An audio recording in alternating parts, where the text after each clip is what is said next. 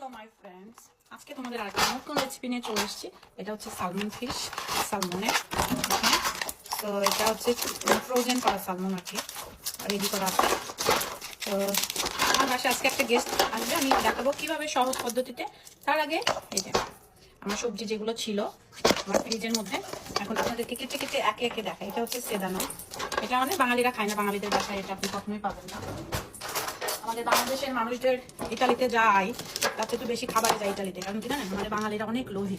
এখানে আমি যতগুলো বাংলা শপ দেখেছি প্রত্যেকে, যেখানে ইটালিয়ান সবজি যদি 2 টাকা কেজি হয়, সেখানে আপনি বাংলাদেশের শপে গেলে পাবেন ওগুলো 8 টাকা কেজি। মানে মানের দিক থেকে কিন্তু খুব একটা ভালো না। তো এই জন্য আমি গেলে বাংলা দোকান থেকে আমি কাঁচা মরিচটাই বেশিরভাগ খাই।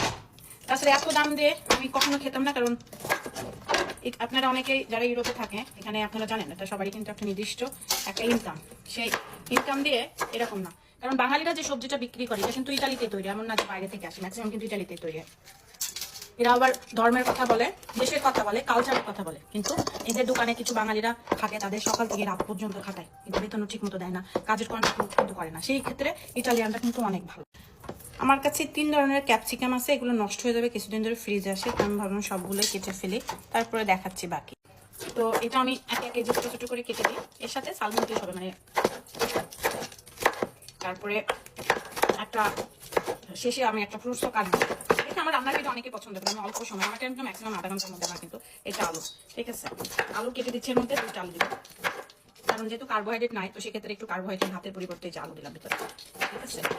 রান্না খুবই সহজ, ঠিক আছে। আমি জানি আমাদের রান্না খাইতে অনেক ভালো লাগে, কিন্তু আমাদের রান্না কিন্তু এত হেলদি না, কারণ আমরা প্রচুর পরিমাণ তেল খরচ করি এবং রান্নাটা করার উপরে অনেক জ্বালা।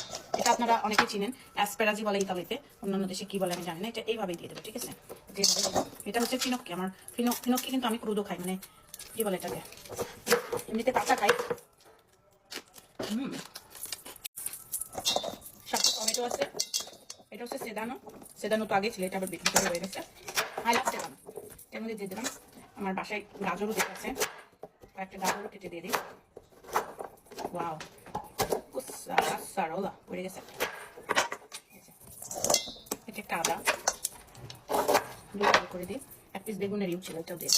এটা হচ্ছে কাঁচা পেঁয়াজ, এই কাঁচা পেঁয়াজ না, লাল পেঁয়াজ, পেঁয়াজটা কেটে দিয়ে দেবো।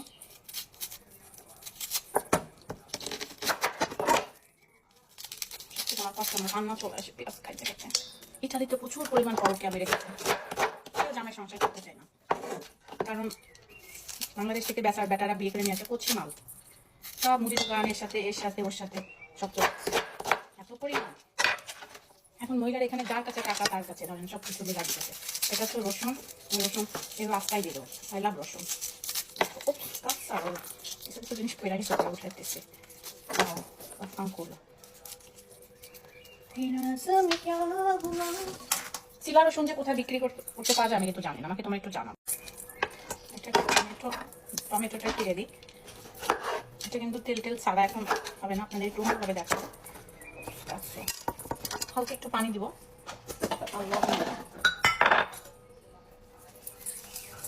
লবণ একটু মানে অল্প যেন এটা লেগে না যায়। দেখো পরে সালমন ফিশ কিভাবে দিব এটা তোমাদেরকে পরে জানাবো।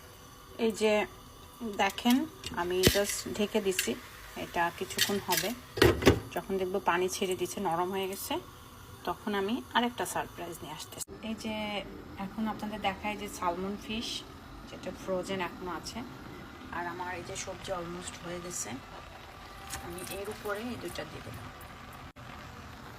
ওকে, এই যে এভাবে দিয়ে দিলাম, দিয়ে এটা আর কিছুক্ষণ ঢাকবো, মাছও হয়ে যাবে সবজিও হয়ে যাবে একসাথে। নেক্সটে দেখা। ওয়াও, দেখেন আমার খাবার রান্না কমপ্লিট হয়ে গেছে, এখন খাওয়ার পালা। দেখেন মাছও এই যে স্টিমে হয়ে গেছে। এই যে দেখেন আমার খাবার, যেহেতু ক্যামেরাম্যান নাই, ক্যামেরাম্যানের অভাব আমার। এই যে মাছ, এই যে সবজি, যে মজা হয়েছে ওরা না খেলে বুঝবে না। এখন আমি হালকা একটু খেয়ে দেখি।